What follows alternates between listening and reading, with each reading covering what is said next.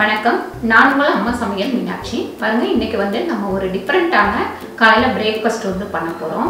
அது பார்த்தீங்கன்னா நம்ம குழந்தைங்களுக்கு வந்து டிஃபன் பாக்ஸுக்கு கூட கட்டி அனுப்பலாம், ஸ்கூலுக்குலாம். எப்படி செய்யறதுன்னு பார்க்கலாம் வாங்க.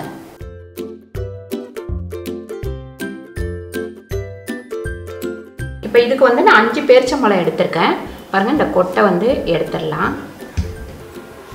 2 கப்பு கோதுமை மாவு எடுத்திருக்கேன். 2 கப்பு கோதுமை மாவுக்கு ஒரு 5 பேரிச்சம்பழம், 2 வாழைப்பழம். பாருங்க, இப்போ 2 வாழைப்பழம் போட்டிருக்கேன். நீங்கள் வந்து எந்த பழம் வேணாலும் யூஸ் பண்ணிக்கலாம். பூம்பழம் இல்லை மலைப்பழம், இந்த மாதிரி பச்சை வாழைப்பழம் எது வேணாலும் நீங்கள் யூஸ் பண்ணிக்கலாம். இதில் வந்து ஏலக்காய் பொடி ஒரு 1/2 ஸ்பூன் இதையுமே சேர்த்து நல்லா நம்ம அரைச்சி எடுத்துகிட்டு வந்துடலாம். தண்ணி ஊற்ற வேண்டாம். பாருங்க, இந்த அளவுக்கு நல்லா அரைச்சிக்கோங்க. இதில் வேணும்னா நம்ம கொஞ்சம் பால் சேர்த்துக்கலாம். நான் வந்து வெல்லம் வந்து பாகு எடுத்து ஊற்ற போகிறேன். பாகு கிடையாது, நல்லா கரைச்சிட்டு ஊற்ற போகிறோம். அதனால நான் இதில் பால் சேர்க்கலை. இப்போ இதை வந்து ஒரு பாத்திரத்தில் போட்டுடலாம். பாருங்க, ஒரு 1.5 கப்பு தண்ணி விட்டுக்கோங்க. 3/4 கப்பு வந்து வெல்லம் வச்சுருக்கேன். இதை இதுக்குள்ளே சேர்த்துக்கலாம்.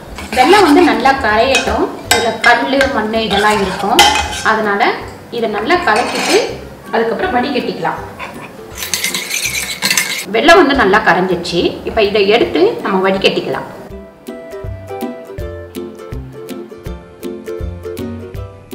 பாருங்க, இப்போ இந்த 2 பவுல் கோதுமை மாவை இதில் சேர்த்துக்கலாம். சேர்த்து நல்லா நம்ம தோசை மாவு பக்குவத்துக்கு கரைச்சிக்கலாம்.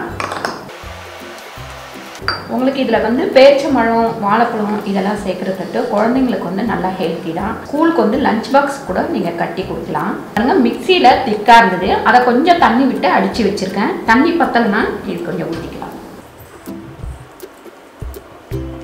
ஒரு சிட்டிகை அளவு உப்பு சேர்த்துக்கலாம். இதில் 1 கப் அளவு தண்ணி ஊற்றிக்கலாம். பாருங்க, இந்த அளவுக்கு நீங்கள் வந்து திக்காக கரைச்சிக்கோங்க. தண்ணி வேணும்னா நம்ம விட்டு கூட கரைச்சிக்கலாம். இப்போ நம்ம இதை சுட்டு எடுத்துக்கலாம். பாருங்க, இதில் வந்து லைட்டாக நம்ம நெய் தடவிக்கலாம்.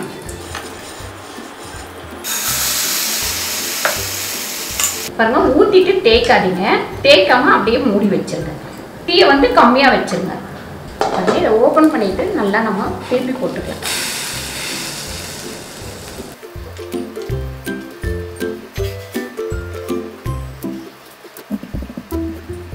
பாருங்க, இப்போ நல்லா வந்து வெந்துருச்சு. இது வேக வைக்கும் போது பார்த்தீங்கன்னா சிம்லேயே தான் வச்சு வேக வைக்கணும். ஹையில் வச்சிங்கன்னா ஒரு மாதிரி தீஞ்சிரும்.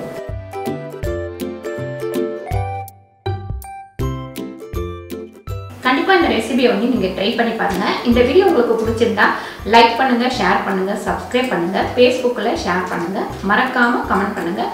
நன்றி, வணக்கம்.